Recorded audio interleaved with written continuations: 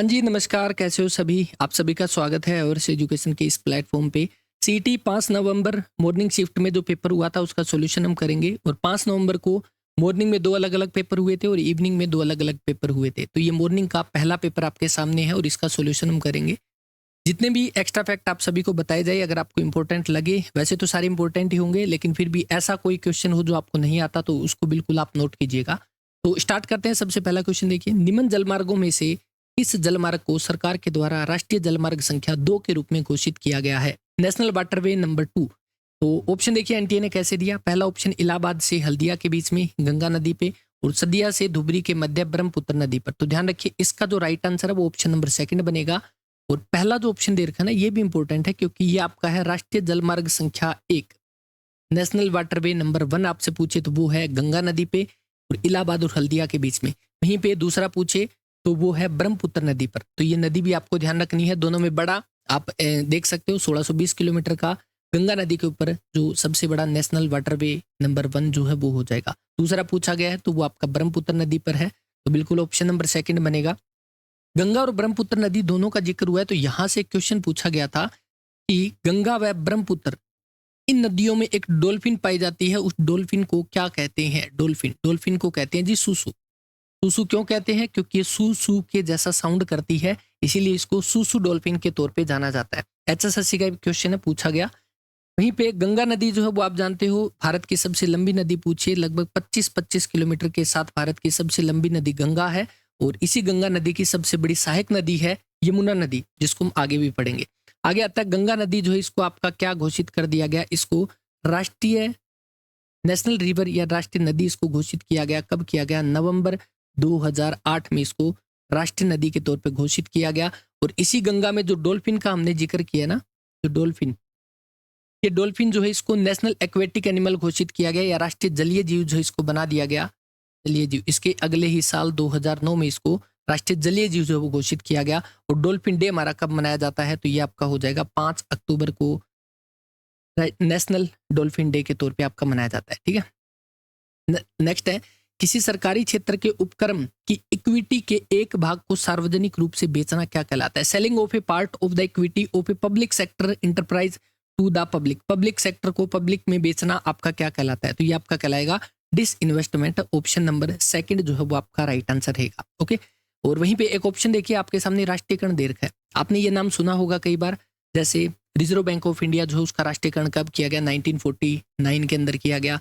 SBI का राष्ट्रीयकरण कब किया गया? तो इसका मतलब आपका ये हो जाएगा, जब राष्ट्रीयकरण किया जाता है तो सरकार का इसके ऊपर पूरा कंट्रोल हो जाता है। तो ये राष्ट्रीयकरण सबसे पहले आपको पता होगा इंदिरा गांधी के समय में 1969 के अंदर टोटल 14 बैंक जो है उनका राष्ट्रीयकरण किया गया। उनको नेशनलाइजेशन जो है वो आपका 14 बैंक का किया गया 1969 के अंदर, है ना। इसके बाद 1980 के अंदर 6 बैंक जो है उनका और राष्ट्रीयकरण कर दिया गया था। ये कई बार पूछा जाता है तो इसको ध्यान रखोगे, ये राष्ट्रीयकरण है। वहीं पे अगर किसी सरकारी क्षेत्र के इक्विटी को एक सार्वजनिक रूप से बेचना होता है उसको विनिवेश जो है वो कहलाया जाता है। ठीक है, चलिए अगला, बाजार संतुलन रेखा चित्र में मांग वक्र बाईं ओर शिफ्ट करता है और साथ ही पूर्ति वक्र दाईं ओर शिफ्ट करता है, यानी कि मार्केट इक्विलिब्रियम है, उसमें अगर डिमांड कर्व जो है वो शिफ्ट करता है लेफ्ट की ओर और सप्लाई कर्व शिफ्ट करता है राइट की ओर, तो क्या इंपैक्ट पड़ेगा इक्विलिब्रियम प्राइस के ऊपर? देखो, अगर मैं कहूँ आप जैसे ही इकोनॉमिक्स को थोड़ा बहुत पढ़ोगे, क्योंकि देखिए मेंस के सिलेबस में भी आपका है, जो कॉमन पेपर आपका होता है उसमें भी आपका इकोनॉमिक्स दे रखी है, उसके अंदर आपको ये पढ़ना होगा। आपका जो डिमांड का जो डिमांड वक्र, ठीक है, कहाँ गया? डिमांड करो जो है वो आपका कैसे होगा? इस तरह से आपका ये डिमांड करो बनता है। ठीक है, डिमांड करो बनता है और सप्लाई का आपका जो है वो ऐसे बनता है, ये सप्लाई करो जो है वो आपका ऐसे बनता है। ठीक है, अब यहां पर जैसे क्वेश्चन में दे रखा है आपको कि डिमांड करो शिफ्ट करता है लेफ्ट की ओर, तो डिमांड करो आपका शिफ्ट करेगा कहां पर? लेफ्ट की ओर, यानी कि इस तरफ आएगा। ठीक है, मैं यहाँ पे पेन चेंज कर लेता हूँ इसका। ठीक है, डिमांड करो आपका शिफ्ट कर जाएगा इस ओर और उसके बाद आपका देखिए सप्लाई करो शिफ्ट राइटवर्ड। सप्लाई करो आपका जो वो शिफ्ट कर जाता है कहाँ पे? राइटवर्ड शिफ्ट कर जाता है। ओके, यहाँ पर आपका प्राइस आता है, यहाँ पर आपका क्वांटिटी आता है, इस तरह। अब आपसे ये पूछा गया है कि जो आपका इक्विलिब्रियम प्राइस जो है उसके ऊपर आपका क्या इंपैक्ट पड़ेगा? तो यहाँ पर देखो, पहला जो इक्विलिब्रियम प्राइस है वो कौन सा था? ये वाला था। अब आपका इक्विलिब्रियम प्राइस कौन सा है? ये वाला। तो बताओ क्या फर्क पड़ा इसके ऊपर? क्या फर्क पड़ा, घटा ना, तो बिल्कुल ये क्या हो जाएगा, घट जाएगा। ऑप्शन नंबर ए जो है वो आपका इसका राइट आंसर हो जाएगा। बस जब भी इकोनॉमिक्स का आप ये वाला पार्ट करो, आपको सिर्फ और सिर्फ ये पता होना चाहिए कि आपका जो डिमांड करो जो है, डिमांड की लाइन है वो ऐसे बनती है और सप्लाई की जो लाइन है वो ऐसे बनती है। ये डिमांड की लाइन है, ये सप्लाई की लाइन है, और इस तरह से आप इसको बनाओगे। जैसे जैसे क्वेश्चन में देखा हमने वैसे किया। राइट आंसर आपके सामने है, ऑप्शन नंबर 1 जो है वो इसका राइट आंसर हो जाएगा। भारत का पहला राष्ट्रवादी कला विद्यालय वर्ष 1919 में किस विश्वविद्यालय में जो है वो आपका स्थापित किया गया? तो ये कहाँ पे किया गया? ये किया गया विश्व भारती विश्वविद्यालय के अंदर। सेकंड ऑप्शन जो है वो आपका राइट आंसर रहेगा। विश्व भारती विश्वविद्यालय जो है, ये इसकी स्थापना जो की गई थी वो किसके द्वारा की गई थी? रविंद्रनाथ टैगोर के द्वारा इसकी स्थापना की गई। ठीक है, रविंद्रनाथ टैगोर के द्वारा इसकी स्थापना की गई। और ये आप ध्यान रख सकते हो, रविंद्रनाथ टैगोर कौन से हैं? रविंद्रनाथ टैगोर वही व्यक्ति है जिनको 1913 के अंदर इनको नोबेल प्राइज मिला था। पता होगा ना आपको, इस क्षेत्र के अंदर, लिटरेचर के अंदर, यानी कि साहित्य में इनको नोबेल प्राइज मिला था। इनकी एक रचना थी जिस रचना का नाम है गीतांजलि, और गीतांजलि के लिए इनको नोबेल प्राइज मिला था। ठीक है, और ये क्यों इंपॉर्टेंट है? क्योंकि नोबेल प्राइज लेने वाले पहले भारतीय या पहले एशिया के व्यक्ति आपके कहे जा सकते हैं वो रविंद्रनाथ टैगोर है। इसलिए पूछा गया 1913 में साहित्य के क्षेत्र में इनको नोबेल प्राइज जो है वो दिया गया। विश्व भारती विश्वविद्यालय की स्थापना रविंद्रनाथ टैगोर ने की थी, और बाद में इसको 1951 के आसपास इसको सेंट्रल यूनिवर्सिटी जो है वो इसको बना दिया गया। ठीक है, इसके बाद अगला जो पूछा जाता है कई बार, बनारस हिंदू विश्वविद्यालय BHU के बारे में कई बार क्वेश्चन आता है, तो इसको ध्यान रखोगे। ये आपका है कहाँ पे? वाराणसी के अंदर है। ठीक है, वाराणसी के अंदर। और इसकी स्थापना किसके द्वारा की गई? मदन मोहन मालवीय के द्वारा, और एनी बेसेंट ने इसकी स्थापना की थी 1916 के आसपास की बात है। बनारस हिंदू विश्वविद्यालय, मदन मोहन मालवीय का कई बार जिक्र आता है। और वहीं पे अलीगढ़ मुस्लिम विश्वविद्यालय पूछे तो ये है सर सैयद अहमद खान के द्वारा, यूपी में भी इसकी स्थापना की गई थी। ठीक है, तो सेकंड ऑप्शन राइट आंसर है, ध्यान रखिएगा। ये आपका क्या हो जाएगा? फर्स्ट नेशनलाइज्ड आर्ट स्कूल आपका कहाँ पे बनाया गया? विश्व भारती यूनिवर्सिटी के अंदर, जिसकी स्थापना रविंद्रनाथ टैगोर ने की थी, और इन्होंने ही इसका नाम विश्व भारती जो है वो रखा था।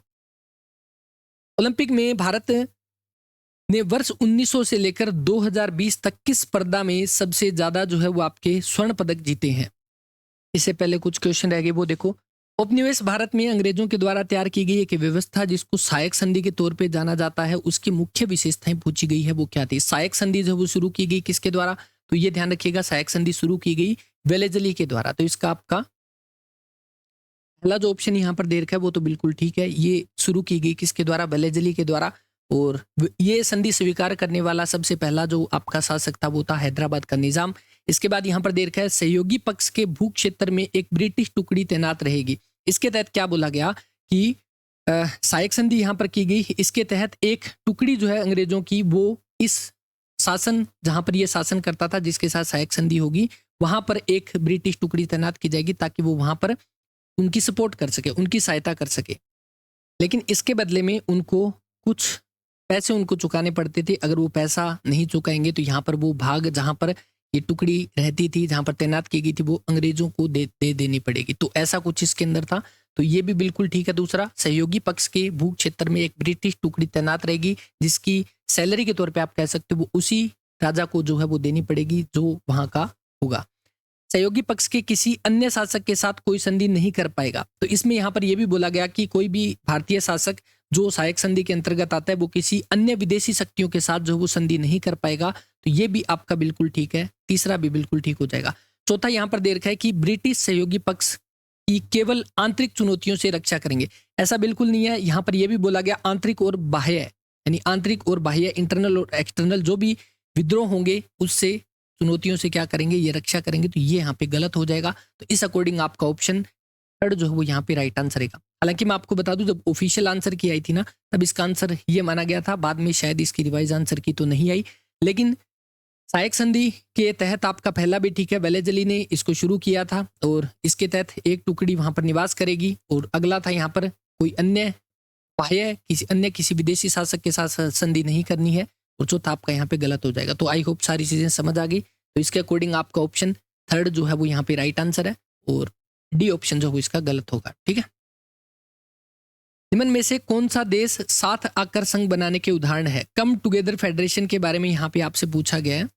कम टुगेदर फेडरेशन में आपके कौन कौन से आते हैं, यहाँ पे देखो भारत नहीं आएगा, यूएसए आ जाएगा और ऑस्ट्रेलिया आ जाएगा। तो आपका ये वाला ठीक है, ये ठीक है, तो ऑप्शन बी जो है वो आपका इस क्वेश्चन का राइट आंसर है। तो भारत किस में आता है, जैसे देखो यहाँ पर कमिंग टुगेदर फेडरेशन दे रखा है ना, इसके अंदर आपका यूएसए आता है, ऑस्ट्रेलिया आता है, स्विट्जरलैंड आता है, ये सारे के सारे इसमें आते हैं। ओके, और भारत किस में आता है, तो भारत आपका आ जाएगा होल्डिंग टुगेदर फेडरेशन में। होल्डिंग टुगेदर फेडरेशन में आपका जो है वो भारत आता है। इस अकॉर्डिंग आपका दूसरा और तीसरा ठीक है, तो आपका सेकंड ऑप्शन जो है वो यहाँ पे राइट आंसर हो जाएगा। नेक्स्ट आपके सामने दे रखा है, भारत के संविधान में संशोधन करने के संदर्भ में निम्न में से कौन सा कथन सही है। आपसे ये पूछा गया कौन सा कथन जो है वो आपका सही है। इसके बाद देखिए, संसद को भाग 3 को छोड़कर संविधान के किसी भी भाग को संशोधित करने की शक्ति है। आपको पता होगा सबसे पहले कि भाग 3 जो है वो हमारा कौन सा है। भाग 3 हमारा मौलिक अधिकार हमारे, है ना, फंडामेंटल राइट है। मौलिक अधिकार हमने जो कि अमेरिका से हमने लिए थे मौलिक अधिकार, भाग 12 से लेकर 35 तक हमारे आर्टिकल हो जाएंगे। तो भाग 3 जो मौलिक अधिकार है, क्या इसके अंदर संशोधन किया जा सकता है, तो यहाँ पर दिया गया कि भाग 3 को छोड़कर संविधान के किसी भी भाग को संशोधित करने की शक्ति है। देखो भाग 3 जो उसके अंदर संशोधन किया जा सकता है, और पहले भी इसके अंदर संशोधन जो है वो किया गया है, लेकिन इसके लिए एक कंडीशन ये है कि जो संविधान का मूल ढांचा जो है, मूल संरचना, उसके अंदर कोई परिवर्तन ना आए। यहां से आप जानते हो पहले संपत्ति का अधिकार था हमारा, उसको हटा दिया गया अनुच्छेद 31 आर्टिकल 31 में कौन सा था, संपत्ति का अधिकार, राइट टू प्रॉपर्टी। ठीक है, तो ये वाला हटा दिया गया और इसको ले गए 301 के अंदर। ठीक है, अब इसको विधिक अधिकार बना दिया, हालांकि ये पहले क्या था, मौलिक अधिकार था। इसका मतलब भाग 3 के अंदर आपका संशोधन किया जा सकता है, लेकिन एक कंडीशन ये है कि इस वजह से संविधान के मूल ढांचे के अंदर जो आपका कोई भी परिवर्तन नहीं होना चाहिए। ठीक है, इसके बाद दूसरा देखिए, मतलब पहला गलत है, संविधान संशोधन विधेयक केवल लोकसभा में ही आपका पारित किया जा सकता है। तो ये वाला आपका ऑप्शन गलत हो जाएगा, क्योंकि देखिए यहाँ पर दिया गया संविधान संशोधन विधेयक जो है ये आपका किसी भी सदन के अंदर जो है लाया जा सकता है, लोकसभा में या राज्यसभा के अंदर। तो इसका आपका ये वाला भी गलत है, क्योंकि देखो आपने पढ़ा होगा कि इसके बारे में, धन विधेयक के बारे में, तो धन विधेयक जो है ना वो सिर्फ और सिर्फ लोकसभा में आता है। धन विधेयक सिर्फ और सिर्फ लोकसभा में आता है, बाकी संविधान संशोधन विधेयक जो है वो लोकसभा में भी और राज्यसभा में भी किसी में भी आपका पारित किया जा सकता है। संविधान संशोधन विधेयक को पारित किए जाने के बाद राष्ट्रपति की अनुमति की यहाँ पर आवश्यकता जो है वो होती है। तो ये वाला आपका ठीक हो जाएगा। तो इस अकॉर्डिंग आपका केवल तीसरा ठीक है, और ऑप्शन के अकॉर्डिंग भी आप देखोगे हमारा पहला और दूसरा गलत हो गए, तो ये भी चला जाएगा, ये भी चला जाएगा, ये भी चला जाएगा। तो साफ सी बात है ऑप्शन नंबर 3 जो है वो अपना यहाँ पे राइट आंसर रहेगा। ठीक है, आई होप ये चीजें आपको समझ आ गई होगी। संविधान संशोधन की जो प्रक्रिया है वो हमने कहाँ से ली थी, वो हमने ली थी साउथ अफ्रीका से।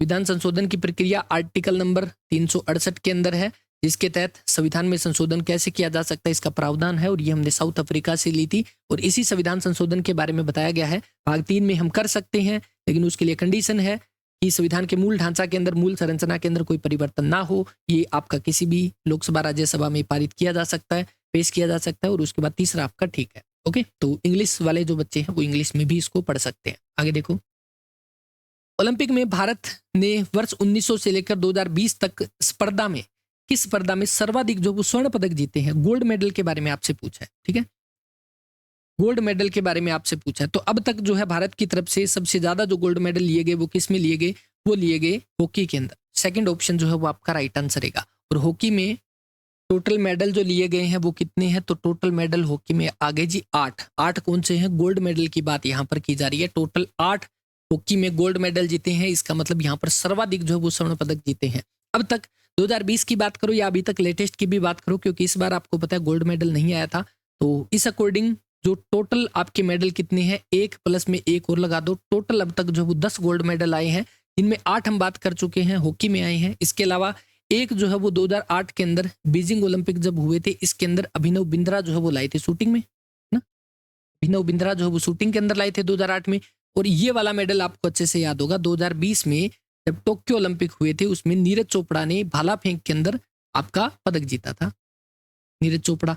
तो अब तक जो टोटल स्वर्ण पदक आए हैं वो कितने आए हैं, 10 आए हैं, जिनमें सबसे ज्यादा जो हमने जीते हैं वो किसमें, हॉकी में जो है वो आज तक का सबसे बड़ा जो है वो आपका रिकॉर्ड यहाँ पे हो जाएगा। ठीक है,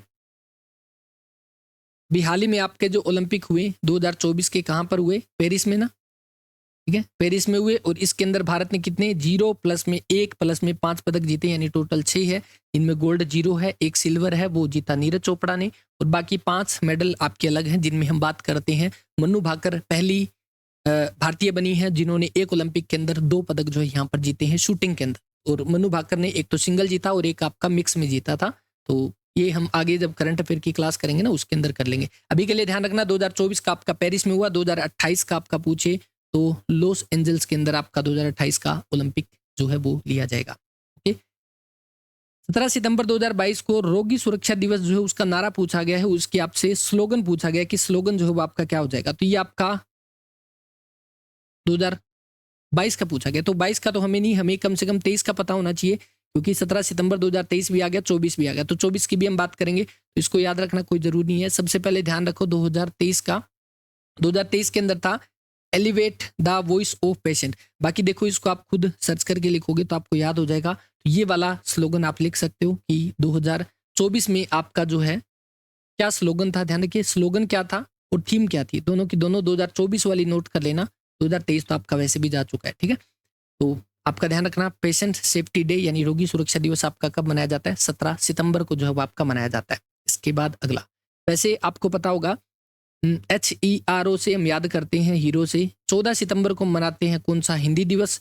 ER यानी कि इंजीनियरिंग दिवस हम मनाते हैं 15 सितंबर को, और ओजोन दिवस हम मनाते हैं कब, 16 सितंबर को ओजोन दिवस आपका मनाया जाता है, और 17 सितंबर को आपका रोगी सुरक्षा दिवस जो है वो मनाया जाएगा। ठीक है, याद कर लो हीरो, रोगी, सुरक्षा ना, हीरो से हमने 3 याद कर लिए, और उसके बाद रोगी की बात करोगे तो ये आपका 17 सितंबर को मनाया जाता है। Which of the following plastic is used for making the electric switch. Electric switch या बिजली के स्विच आपके किससे बनाए जाते हैं, तो ये बनाए जाते हैं जी बेकेलाइट से। ऑप्शन नंबर 3 जो है वो आपका राइट आंसर है। और वहीं पे एक ऑप्शन है यहाँ पे टेफ्लॉन। टेफ्लॉन से आपके कौन से नॉन स्टिक बर्तन जो होते हैं ना, नॉर्मली किचन में आपने सुना होगा जो नॉन स्टिकी होते हैं, तो वो आपके टेफ्लॉन के जो है वो आपके बनाए जाते हैं। ठीक है, PVC आपकी पाइप बनाई जाती है, PVC की फुल फॉर्म आप बिल्कुल नोट करना। उस पौध समूह का नाम क्या है जिसके पौधे नाम बीजी होते हैं और बहुवर्षीय, सदाबहार और काष्ठीय होते हैं। इसका आपका जो राइट आंसर वो क्या हो जाएगा, ऑप्शन नंबर 1 जिम्नोस्पर्म जो है वो आपका इसका राइट आंसर है। साइंस के 2 क्वेश्चन आए हैं और शायद कंप्यूटर का भी 1-2 आएगा, आ गया।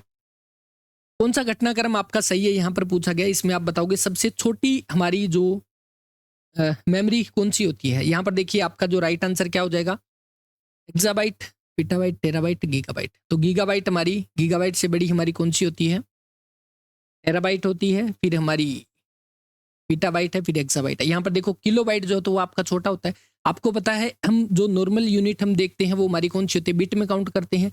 8 बिट का जो है वो आपका एक बाइट होता है ना, 8 बिट का एक बाइट होता है, और वहीं पे 4 बिट का क्या होता है, एक निबल होता है। 4 बिट का एक निबल कहलाया जाता है। ठीक है, और उसके बाद आपका किलोबाइट आ जाएगा। किलोबाइट के बाद आपका कौन सा, मेगाबाइट है, फिर आपका गीगाबाइट है, फिर आपका इसके बाद टेराबाइट, पेटाबाइट और एक्साबाइट। तो आपका इसका राइट आंसर ऑप्शन नंबर 3 जो है वो बन जाएगा। ओके, तो किलोबाइट आपका बड़ा नहीं होता तो ये कट गया, मेगाबाइट भी नहीं होता, ऑप्शन से काटोगे तब आपका आराम से हो जाएगा। ठीक है, और ये भी आपका नहीं होता क्योंकि टेराबाइट आपका गीगाबाइट से बड़ा होता है। तो इस अकॉर्डिंग आपका 3rd ऑप्शन जो है वो राइट आंसर हो जाएगा। गूगल, बिंग और याहू इनमें से आपके किसके एग्जाम्पल है, तो गूगल, बिंग या याहू, आपके गूगल आपको पता है क्या एक सर्च इंजन है ना, तो आपका ऑप्शन नंबर A जो वो राइट आंसर है। ठीक है, मोबाइल एप्लीकेशन नहीं आएगा, सॉफ्टवेयर भी नहीं आएगा, फायरवॉल भी नहीं आएगा, तो इसका सर्च इंजन है जहां पर हम कोई भी चीज सर्च कर सकते हैं। गूगल का नाम आते ही आप आराम से बता सकते हो। निम्न में से कौन सा कथन यूनिफॉर्म रिसोर्स आइडेंटिफायर यानी कि URI के बारे में आपसे पूछा गया कि इसके बारे में आपका कौन सा कथन सही है, तो कौन सा होगा इसका, URI यूनिफॉर्म रिसोर्स आइडेंटिफायर। तो आपका it is a unique address, एक यूनिक एड्रेस होता है या पाथ होता है कि इसके लिए for each resource located on the web. तो आपका इसका 2nd ऑप्शन जो है वो राइट आंसर हो जाएगा। नेक्स्ट है, निम्न में से कौन सुनिश्चित करता है कि डेटाबेस में डेटा जो है वो सटीक, त्रुटिहीन और विश्वसनीय है। कौन इंश्योर करता है कि accuracy and reliability of data in the database के अंदर, ये कौन इंश्योर करता है, तो ये हो जाएगा डेटाबेस कंस्ट्रेंट। ऑप्शन नंबर 2 जो है वो आपका राइट आंसर है। और एक कंप्यूटर की अलग से आपको क्लास मिलेगी जिसके अंदर, क्योंकि ऐसा सही सेम क्वेश्चन आपका 56-57 के भी अंदर आया था, तो उनसे रिलेट करके भी हम बाद में करेंगे। लेकिन अभी के लिए आप ये ध्यान रखना कौन सा जो आपका ensure accuracy and reliability of the data in the database constraint, आपका 2nd ऑप्शन जो है वो आपका राइट आंसर है। ठीक है, अगला क्वेश्चन, जिस प्रकार ब्लंट जो है आपका रिलेट करता है इसको उसी प्रकार से शार्प को आप क्या कहोगे। देखो सबसे पहले BL यानी कि जो शुरू वाले 2 हैं इनको उल्टा कर दिया, तो आपका सबसे पहले क्या आएगा, H आएगा, और किस में आएगा, छोटे में, तो एच छोटे में आपका एक ही में दे रखा है, तो आपका बिल्कुल ऑप्शन नंबर थर्ड जो है वो राइट आंसर रहेगा। ठीक है, जैसे इसको उल्टा कर दिया, पहला छोटा अक्षर फिर बड़ा है, इसी प्रकार से लास्ट वाले जो है इनको भी कर दिया उल्टा। ठीक है, तो आपका टी और एन है ना, तो ऐसे आप देखते हो, तो इसका आपका थर्ड ऑप्शन जो है वो राइट आंसर है। Angle is related to this and आपका स्क्वायर को आप क्या कहोगे, तो इसमें आप देखोगे ANGLES, तो एंजल्स को आप यहाँ पे लिखते हो, तो इसमें आपका GNASEL। ठीक है, तो यानी कि आपका ये वाला जो है इसको इसने उल्टा कर दिया, और उसके बाद इस वाले पार्ट को भी इसने उल्टा कर दिया, है ना, तो SEL हो गया। इसी प्रकार से आप स्क्वायर का देखोगे UQS इसमें भी है, इसमें भी है, तो आपका ERA, तो ERA एक ऑप्शन जो है वो आपका राइट आंसर है। ठीक है, पहले 3 को और दूसरे 3 के 2 जोड़े बना के इनको उल्टा कर दिया गया इसके अंदर। अगला जो यहाँ पर दे रखा है, अलग आपको बताना है, ओड वन आउट बताना है। देखो, सभा भवन के अंदर कुर्सियां होती है, हाथ में आपकी उंगली होती है, दीवार में आपकी ईंट होती है, और पंखुड़ी में आपके फूल होते हैं। सभा भवन में कुर्सी, फूल में आपकी पंखुड़ी होती है, कुर्सी में सभा भवन नहीं होता, तो आपका ये वाला गलत हो जाएगा ना, यानी कि राइट आंसर अपना ये वाला है।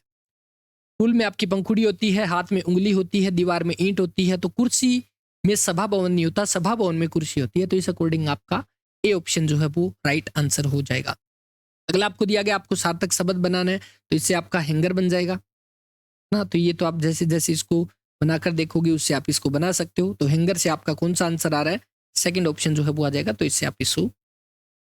नेक्स्ट है 20वां question, Which of the following is the third to the right of the element which is exactly to the middle of the given sequence? ठीक है, तो इसमें आपसे पूछा गया है कि श्रृंखला के सबसे मध्य में आपको कोई नंबर देखना है, कौन सा लेटर यहाँ पर दे रखा है। यहाँ पर देखोगे 3, 3, 6, 3, 9, 12, 15 के बाद 18, 21, 22 और 23। 23 हो गया ना, इसका मतलब 12 इधर 12 इधर, यानी बीच में आपका कौन सा हो जाएगा इसमें, 11 और 11, 23 हो गया ना, तो 11 और 11, तो इस अकॉर्डिंग आप देखोगे 11 सबसे पहले अलग करो, 3, 3, 6, 3, 9, 10, 11, यानी कि आपका जो सबसे मिडिल का जो नंबर है वो कौन सा आ जाएगा, सबसे सेंटर के अंदर आपका M है। इसके बाद इसी में इसने दे रखा है कि जो सेंटर में है इसके दाईं ओर का तीसरा, यानी कि इसके एग्जैक्टली राइट में पूछा गया, तो 1, 2 और 30, तीसरे नंबर पे आपका H है, वही इसके अंदर पूछा गया, तो ऑप्शन नंबर 4 जो है वो आपका राइट आंसर हो जाएगा। ठीक है, टोटल 23 है, तो इसका मतलब सबसे बीच में आपका कौन सा आएगा, 11 इधर 11 इधर, एक बीच में है ना, 11 दूनी 22 और सबसे सेंटर में, तो इस अकॉर्डिंग H जो है वो इसका राइट आंसर है। निम्न में से आपको अलग बताना है, भिन्न पद जो है वो आपका कौन सा हो जाएगा, तो इस अकॉर्डिंग आप देखते हो 5, 15, 20, 24 और 25 है ना, यहाँ से आपका 24 आ जाएगा, क्योंकि जो 5 से भाग नहीं होता। एक चीज मैं आपको बता दूं, इसका आपका ऑप्शन नंबर 3 है। ये कई बार क्या है, आपका एग्जामिनर पे डिपेंड करता है वो क्वेश्चन को कैसे ले रहा है। ओड वन आउट पूछता तो शायद यहाँ पर 25 भी ले सकता था, क्योंकि ये बोल देता कि ये अलग क्यों है, क्योंकि ये किसी का स्केयर है। ठीक है, वो एग्जामिनर पे डिपेंड है, लेकिन जो यहाँ पर एग्जैक्ट आंसर यहाँ पर जो बन रहा है वो 24 है, थर्ड ऑप्शन जो है वो राइट आंसर। तो ये क्वेश्चन आपके कैसे होंगे, जैसे जैसे आप प्रैक्टिस करोगे वैसे वैसे आपके ये वाले क्वेश्चन जो है वो हो जाएंगे। नेक्स्ट आपके सामने दे रखा है कि 3 कथन इनमें बताना, कुछ प्लेट जो है वो आपके चम्मच है, कुछ प्लेट जो है वो आपके क्या है, चम्मच है। ठीक है, मैं ऐसे लिख देता हूँ इसको, चम्मच। इसके बाद दे रखा है कुछ कटोरे जो है वो आपके प्लेट है, कुछ कटोरे जो है वो आपके प्लेट है, कुछ कटोरे जो है वो प्लेट है, सभी चम्मच कटोरे हैं। अच्छा, सभी चम्मच जो है वो कटोरे हैं, ओके, और कुछ कटोरे जो है वो प्लेट है, तो ये वाला प्लेट हो गया, कोई दिक्कत नहीं। इसके बाद यहाँ पर दे रखा है कुछ प्लेट जो है वो कटोरे हैं। आई थिंक आपने बना लिया, अगर नहीं समझ आए तो बिल्कुल आप बता देना। यहाँ पर दिया गया इसका कंक्लूजन क्या है, निष्कर्ष क्या है, कुछ प्लेट जो है वो कटोरे हैं, कुछ प्लेट कटोरे हैं, बिल्कुल है जी, ये वाले हैं, कोई दिक्कत ही नहीं है, ये वाला ठीक है। कुछ कटोरे चम्मच है, तो कुछ कटोरे जो वो चम्मच है, तो ये वाला पार्ट जो कटोरों का वो चम्मच है, तो दूसरा भी ठीक है। कुछ चम्मच प्लेट है, कुछ चम्मच प्लेट है, तो ये वाला पार्ट आपका चम्मच और प्लेट का कॉमन है, तो ये वाला भी ठीक है। इसका मतलब आपका जो राइट आंसर है वो सारे के सारे ठीक है, all of the above. Okay, 27, 216, 729 और आगे आपका 3375 दे रखा है। तो इसमें आप देखोगे 27 जो है वो किसका क्यूब आपको दिख रहा है, 3 का क्यूब है। 216 किसका है, 6 का क्यूब है। 729 किसका है, 9 का क्यूब है ना। ये किसका, ये 15 का क्यूब है। इसका मतलब आपका बीच में कौन सा बचा, 12 बचा। और 12 का क्यूब अगर आपको आता है तो बहुत अच्छी बात है, लेकिन अगर नहीं भी आता तो आप एक बात बताओ, 12 को 3 बार अगर आप गुणा करते हो तो सबसे लास्ट वाला जो डिजिट है वो कौन सा आएगा, 2 दूनी 4 दूनी 8, 8 आएगा ना, तो 8 आपका एक में ही है, बिल्कुल आपका सेकंड ऑप्शन जो है वो राइट आंसर हो जाएगा। आप एक रेस्तरां के मालिक है, आपका एक डिलीवरी बॉय समय पर भोजन पहुंचाने की जल्दबाजी में मामूली दुर्घटना का जो है वो शिकार हो जाता है, तो 5 दिन की आराम की आवश्यकता है, आप क्या करेंगे, कौन सी कार्रवाई करेंगे? उसे नौकरी से निकाल देंगे? ना जी। उसे 5 दिन के लिए निलंबित करेंगे? नहीं। उसे 5 दिन के लिए बिना वेतन के छुट्टी पर जाने के लिए कहेंगे? ये भी नहीं। 5 दिन का सवेतन अवकाश देंगे और उसे चिकित्सा व्यय का भी भुगतान करेंगे। फोर्थ ऑप्शन जो है वो राइट आंसर है। ABCDEF आपके 6 व्यक्ति हैं और C D से बड़ा है। सबसे पहले यहाँ पर दे रखा है कौन सा, C जो है वो D से बड़ा है, C जो है वो D से बड़ा है, ठीक है, मैं ऐसे लिख रहा हूँ, जो बड़ा है वो ऊपर आ जाएगा। इसके बाद दे रखा है A जो है वो आपका सबसे छोटा है, तो A को मैं सबसे नीचे लिख लूंगा, ओके। और B और D बराबर आयु के हैं, तो इसके बराबर आपका कौन सा है, B भी आ जाएगा। C जो है वो F से छोटा है, C जो है वो किससे, F से छोटा है। B E से बड़ा है, B जो है वो E से बड़ा है, ठीक है। तो इस अकॉर्डिंग आपको यहाँ पर बताना है बी से बड़े कौन से हैं। तो बी से बड़े आपके कौन कौन से हो जाएंगे, देखो एक एफ है, एक आपका सी है, तो इसका मतलब एफ और सी किस में है, फोर्थ ऑप्शन जो है वो आपका राइट आंसर रहेगा। नेक्स्ट है 0 7 26, देखो 0 1 का क्यूब -1, 2 का क्यूब -1, 3 का क्यूब -1, ठीक है। इसी प्रकार 4 का क्यूब -1 यानी कि 63 आंसर हो जाएगा, फोर्थ ऑप्शन। ये कैसे आएगा, देखो कई बार क्या पेपर में ऐसे क्वेश्चन आ जाते हैं जो में आते होते हैं लेकिन उस टाइम पे समझ नहीं आते, तो जब भी पेपर में ऐसा कोई क्वेश्चन हो जो आपको एक बार में समझ नहीं आता, उसको एक बार छोड़ना होता है, और जब पूरा पेपर आपका हो जाए उस टाइम पे सबसे लास्ट में आपको ये वाला क्वेश्चन करना होगा, ठीक है। नेक्स्ट है आपके सामने एक शब्द दिया गया है सुपरविजन। सुपरविजन से आपको ये बताना है कि इससे वर्णों का प्रयोग करके शब्द कौन सा बनाया जा सकता है। जैसे आप देखते हो इसमें आपको ये देखना है कि कौन सा आपका बनाया जा सकता है। जैसे इसके अंदर जी है ना, तो इसमें जी नहीं है, तो आपका ये कट जाएगा। तो ऐसे करके आप देखोगे एक नर्वस है जो आपका इससे बनाया जा सकता है, बाकी नहीं बनाया जा सकता। तो फोर्थ ऑप्शन जो है वो आपका इसका राइट आंसर है, ठीक है। अजय के जन्मदिवस पर 100 बच्चों में बराबर मात्रा में चॉकलेट वितरित किए जाने थे, वह केवल 70 बच्चों में चॉकलेट वितरित कर सका ताकि प्रत्येक बच्चे को 3 चॉकलेट जो है वो अतिरिक्त मिल सके। वितरण में कुल कितने चॉकलेट जो है वो उपलब्ध थे, ठीक है। यहाँ पर इसने क्या किया, 100 बच्चों में बराबर मात्रा में जो वो चॉकलेट देने थे, लेकिन वो कितने में दे सका, 70 में दे सका, इस वजह से 3 चॉकलेट जो वो एक्स्ट्रा दे पाया। मैं यहाँ पे ऑप्शन उठा लेता हूँ इस क्वेश्चन का। अगर मैं कहूँगा 100 बच्चों में अगर 700 चॉकलेट थी, अगर मैं 700 चॉकलेट थी, अगर मैं 100 बच्चों में देता तो पर हेड कितनी आती, 7 आती ना। वहीं पे 700 चॉकलेट है, इसने कहा मैं 70 बच्चों में बांट सका, तो 70 में बांटा तो मैं कितनी दे पाया, 10 चॉकलेट। तो यहाँ पर देखो कितनी एक्स्ट्रा दी है मैंने, 3 ही दी है, तो पहला ही ऑप्शन मेरा सेटिस्फाई कर रहा है। आप इसको ऐसे भी कर सकते हो, ठीक है। तो ऑप्शन से इजीली क्वेश्चन हो जाएगा, ठीक है। तो आई होप समझ आ गया। देखो दोबारा से देखते हैं, टोटल मान लो मैंने ऑप्शन ए उठाया, 700 चॉकलेट थी और मेरे को बांटनी थी 100 बच्चों में, पर हेड कितनी आई, 7 चॉकलेट आई। अगर इसने कहा कि वो सिर्फ 70 बच्चों में बांट सका, तो 700 चॉकलेट अगर 70 में बांट रहा है तो कितनी आई पर हेड, 10। तो यही इसने बोला कि इस वजह से 3 चॉकलेट जब वो एक्स्ट्रा मिल रही है, तो बिल्कुल हमारा आंसर जो वो सेटिस्फाई कर रहा है, फर्स्ट ऑप्शन जो है वो राइट आंसर हो जाएगा। नेक्स्ट आपके सामने यहाँ पे दे रखा है ओवर एंड अबो को हम ये कहते हैं, ओल्ड एंड ब्यूटीफुल को ये कहते हैं, तो एंड हमारा जो है वो क्या कहलाएगा। देखो एंड इसमें भी है एंड इसमें भी है, तो दोनों में आपका कॉमन कौन सा है, तो पी ए कॉमन है ना, तो बिल्कुल सेकंड ऑप्शन राइट आंसर है।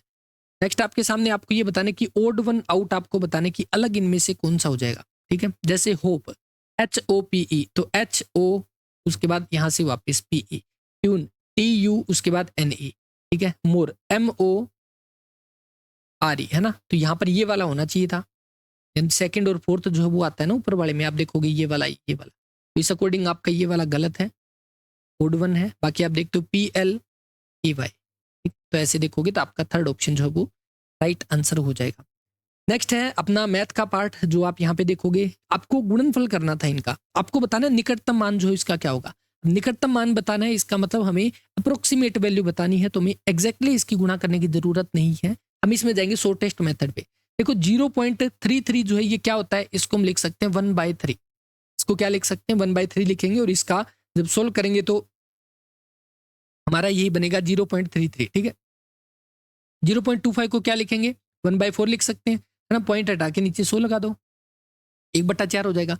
इसी प्रकार 0.499 को क्या लिखोगे, आप इसको 0.5 मान लो, है ना, 0.5 बटे में 10 पॉइंट हटा के, तो यानी कि ये अपना कितना हो जाएगा 1/2, तो यहाँ पर 1/2 आ जाएगा। इसके बाद अगला जो है 0.125, इसको हम क्या लिखेंगे 1/8 लिखेंगे, और इनटू में हमारा क्या आ जाएगा 24 आ जाएगा। ओके, तो 8 से 8 गया, 8 ये 24, 24 से 24 गया, और इसका जो आपका आंसर आ गया 1/8, है ना। तो आंसर आपका फर्स्ट ऑप्शन जो है वो बनेगा। तो आपको अप्रोक्सीमेट दी गई थी, अब जरूरी नहीं है कि आप इसको पॉइंटों में गुणा करो, 0.25 ऐसे गुणा करो, अप्रोक्सीमेट पूछी गई थी, तो आप इसको इस तरह से भी कर सकते हैं और बिल्कुल आंसर ऑप्शन नंबर ए जो है वो बन जाएगा। यदि x एक अंकीय संख्या है, y x के अंकों को किसी क्रम में बदलने वाली संख्या हो, तो x माइनस वाई जो है वो सदैव विभाजित होगी, किससे होगी। मान लो मैं एक 3 अंकों की संख्या ले लेता हूँ, कौन सी, अगर मैं 1 1 1 लूंगा तो कोई फर्क नहीं होगा, मतलब ये माइनस हो जाएगा, ठीक है। मैं ले लेता हूँ 1 0 2, कोई भी एग्जाम्पल ले सकते हो आप इसको, 1 0 2, मैंने 1 0 2 ले लिया यहाँ पे, और इसने क्या बोला, y x के अंकों को क्रम में बदलने पर जो संख्या है वो x माइनस वाई सदैव विभाजित होगी। अगर 102 है और अगर मैं इसका क्रम बदल देता हूं तो क्या हो जाएगा 201 हो जाएगा। अगर मैं इन दोनों को यहां पर माइनस करके देखता हूं, आप कोई भी ऑप्शन ले सकते हो 103 और 301, ठीक है, कोई भी इस तरह से एग्जांपल ले सकते हो। तो अगर 102 और 201 इसने बोला कि उनका क्रम बदल दो, मैंने क्रम बदल दिया, 102 है 201 लिख दिया। अगर मैं इनको माइनस करता हूं, माइनस करोगे तो आपके पास कितना आ जाएगा यहाँ पे 99, ठीक है। अब 99 आपका सदैव किससे भाग होगा बताओ, 4 से होगा नहीं होगा, 6 से होगा नहीं होगा, 12 से होगा नहीं होगा, 9 से हो जाएगा। ओके, तो आपका थर्ड ऑप्शन जो है वो राइट आंसर। बहुत सारे ऐसे क्वेश्चन भी आपको आगे भी देखने को मिलेंगे जहां पर हम डायरेक्ट एग्जांपल लेकर या अपनी तरफ से एज्यूम करके भी हम सॉल्यूशन कर सकते हैं। ओके, तो ऐसे आपके सामने बस आपको क्वेश्चन पता होना चाहिए, अंकों को क्रम में बदलना है, क्रम में मैंने मान लिया 102 है, इसको 201 कर दिया, तो आपका इस तरह से हो जाएगा। ओके, दो संख्याओं का योगफल अगर 45 है, x प्लस वाई जो है अगर आपका 45 है, अंतर योगफल का नुमा भाग है। अब योगफल आपका ये वाला है ना, इसका नुमा भाग क्या हो जाएगा 45 का 1/9 कितना हो जाएगा 45, यानी कि इसने बोला कि उसका अंतर कितना है 5 है। ओके, यहां से आप निकाल लो क्या आ जाएगा 2x = 50 और x = कितना है 25। अगर x 25 है तो y आपका 20 आ जाएगा, सीधी सी बात है। इसने ये पूछा इनका जो है वो एलसीएम जो है वो आपका कितना हो जाएगा, तो आपका x हमारा 25 है और ये वाला हमारा 20 है, इनका एलसीएम कितना होगा 25 और 20 में 100 जो है वो आपका फर्स्ट ऑप्शन राइट आंसर हो जाएगा। ओके, तो इस तरह से आप करोगे, एक ऑप्शन राइट आंसर। 3 अलग अलग ट्रैफिक लाइट्स है जो 3 विभिन्न सिग्नल बिंदुओं पर लगी हुई है, ठीक है। जब भी ट्रैफिक लाइट का क्वेश्चन आए ना, सीधी सी बात है, आपको ध्यान रखना है कि इसका निकलेगा एलसीएम, ठीक है। आपको जैसे कोई भी घंटी का क्वेश्चन आ जाए आपके सामने कि एक स्कूल के अंदर घंटियां बज रही है, वो इतने घंटे के बाद एक साथ बजती है, एक इतने सेकंड में बजती है, जैसे इसने दे दिया एक लाइट 45 सेकंड में, एक 75 में, एक 90 सेकंड के बाद बदल रही है, तीनों एक साथ 7:20 और 15 घंटे पर बदलती है, तो अगली बार एक साथ कब आएंगे, तो इसका हमें निकालना होगा एलसीएम। तो 45, 75 और 90, ठीक है, इसका मुझे निकालना होगा एलसीएम। अगर मैं इसके अकॉर्डिंग इसका एलसीएम निकालूंगा तो एलसीएम आ जाएगा इसका 450, ठीक है। इसका मतलब 450 सेकंड के बाद जो है वो दोबारा से एक साथ बदलेगी। अब 450 सेकंड है, मेरे पास टाइम कितना था 7:20 और 15 सेकंड में एक साथ थी। उसके बाद 450 सेकंड के बाद दोबारा से एक साथ मतलब ब्लिंक करेगी, एक साथ बदलेगी। तो 450 सेकंड को आप मिनट में बदल दो, कितना हो जाएगा, अगर मैं देखूं 6 मिनट 7 6 42, ठीक है, 7 मिनट और आपके पास कितना हो गया 30 सेकंड। तो मैं 7 मिनट और 30 सेकंड इसमें ऐड कर दूंगा, मेरे पास बच गया 7:27 और 45 पर ये दोबारा से एक साथ बदलेगी। सेकंड ऑप्शन जो है वो राइट आंसर हो जाएगा। आई होप आपको समझ आया होगा। और ऐसा क्वेश्चन घंटे का भी आता है, आगे आएगा तब उसमें भी देखेंगे, लेकिन जब भी ऐसा क्वेश्चन है दोबारा से एक साथ कब होगी, तो एलसीएम आपको उसका जो है वो निकालना होगा। यदि ए की आय जो है बी की आय से 10% अधिक है, अगर ए की आय जो है वो बी की आय से 10% अधिक है, मान लो ए की आय कितनी है, ए की आय बी की आय से 10% अधिक है, तो इससे 10% अधिक है, अगर इसकी 10 है तो इसकी 11 हो जाएगी, ठीक है।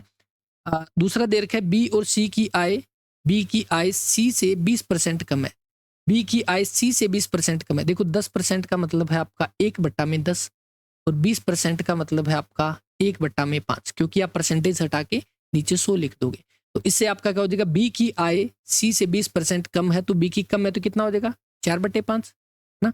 तो ए बी और सी तीनों का आपसे रेशियो पूछा गया है, तो आप देखो ए बी और सी। ठीक है, ए बी का कितना हो जाएगा 11 10, यहीं पे बी सी का कितना है 4 5। ठीक है, यहाँ पर आप 4 लगा दो, यहाँ पर आप 10 लगा दो, तो कितना हो जाएगा 11 चौके 44, उसके बाद 40, उसके बाद 50, तो कितना हो जाएगा 2 पे कट करेंगे तो हमारा 22 20 और 25। सेकंड ऑप्शन जो है वो आपका इसका राइट आंसर हो जाएगा।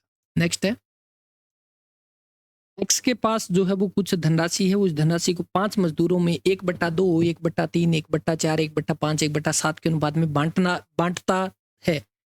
चाहता है, तो कम से कम उसके पास कितनी धनराशि होनी चाहिए कि प्रत्येक मजदूर को पूर्ण संख्या में रुपए प्राप्त हो। इसका मतलब वो संख्या कितनी होगी, वो 2 से भी भाग होगी, वो 3 से भी, वो 4 से भी, वो 5 से भी, वो 7 से भी, तभी जो है वो पूरी संख्या में उसको दे सकता है ना, एग्जैक्ट नंबर ऑफ रुपीज दे सके। तो उसके लिए वो संख्या 2 3 4 5 7 से भाग होनी चाहिए। अब आप बताओ आपको क्या इसको सोल्व करने की जरूरत थी, क्योंकि आपको पता है जब 5 से भाग करना है तो उस संख्या का लास्ट डिजिट आपका या तो 5 होना चाहिए, 0 होना चाहिए, है ना। तो वो इसमें भी नहीं है, इसमें भी नहीं है, इसमें भी नहीं है, तो आंसर अपना सेकंड ऑप्शन जो है वो बन जाएगा। ठीक है, अगर वैसे भी नहीं करना तो वैसे आपको 2 3 4 5 और 7 इसका आप एलसीएम निकालोगे तो भी आपका कितना आ जाएगा 420 रुपये आ जाएगा।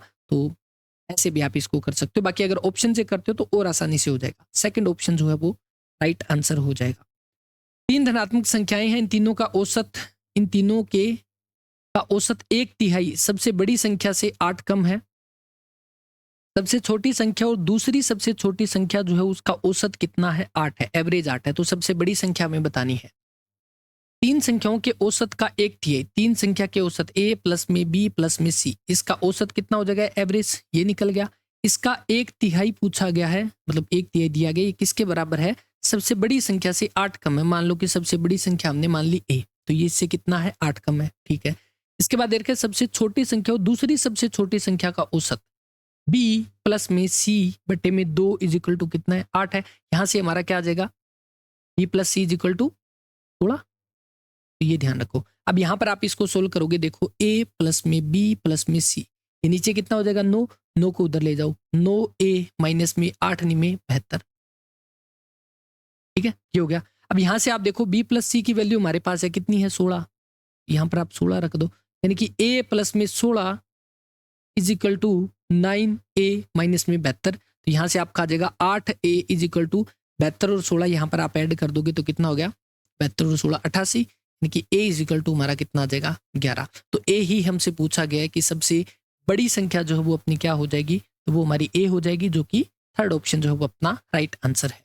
ठीक है, नेक्स्ट आपके सामने आपको ये बताने कि ये किसके बराबर है, तो यहां पर आप इसको आसानी से कर सकते हो। जैसे ये किसका क्यूब है, आपको पता है 11 क्या है, 11 गुणा में ये किसका है 6 का है, प्लस में ये किसका आपका हो जाएगा 9 का, तो ये किसका है 4 का। ओके, तो यहाँ से जब आप इसको सोल्व, पहली बात देखो पॉइंटों में तो आएगा ही नहीं ना, तो यहाँ से आपका सीधी सी बात है ऑप्शन नंबर सेकंड जो है वो राइट आंसर है ना, क्योंकि ये पूरी की पूरी परफेक्ट वैल्यू है 66 प्लस में 9 प्लस में 4, तो आपका कितना हो जाएगा 79, ऑप्शन ये बनेगा।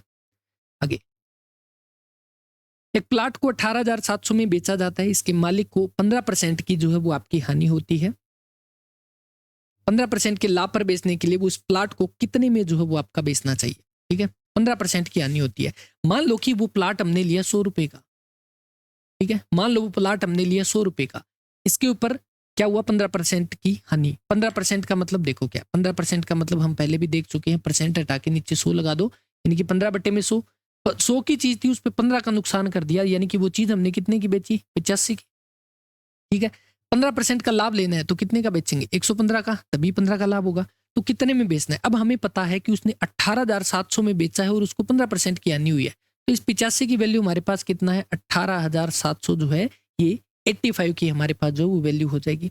ओके, तो हमें क्या चाहिए, कितने में बेचना है 15%, यानी कि हमें 115 की वैल्यू निकालनी है। तो 18,700 बटे में 85 गुणा में 115, तो हम कितने पे काटेंगे 17 पे, 17 एकम 17, 17 एकम 17, 17 5 85, और यहाँ पर 5 से 23 पे 1100 गुणा 23, तो जब इसको हम गुणा करेंगे तो 0 11 33 3 11 दूनी 22 और 3 25, 25,300 आपका जो है वो इसका राइट आंसर रहेगा। ऑप्शन नंबर थर्ड जो है वो इस क्वेश्चन का राइट आंसर है। तो ऐसे आप इसको करोगे तो बिल्कुल आसानी से हो जाएगा। हमें पता है कोई चीज 100 की है, परसेंटेज में अगर उस पर लॉस हो रहा है तो वो आप माइनस कर दोगे, प्रॉफिट हो रहा है तो उसमें प्लस कर दोगे। इसकी वैल्यू हमें दे रखी है 18,700 में, बेचा था तब उसको हानि हुई थी, और लाभ की बात हो रही है तो आप इसको ऐसे कर दोगे। थर्ड ऑप्शन जो है वो राइट आंसर। यदि एक वस्तु 20% के लाभ पर बेची गई है तो निम्न में से कौन सा एक इसके क्रय और विक्रय मूल्य का जो है वो आपका अनुपात होगा। ये बात हमने पहले भी की थी, और जब हमने एक स्ट्रेटेजी की बात की थी 80+ स्कोर वाली, उसमें भी मैंने आपको बताया था कि अगर आप परसेंटेज वाला टॉपिक कर लेते हो तो आपका मैक्सिमम अर्थमेटिक कंप्लीट हो जाएगा। ऊपर वाला देखो क्वेश्चन प्रॉफिट लॉस का है ना, हमने किससे कवर किया, परसेंटेज से कवर किया। सेम ये वाला होगा, लाभ पर बेची गई है 20% लाभ पर बेची गई है। 20% का मतलब मैंने आपको कहा कितना, 20/100, यानी कि आपका कितना 1/5।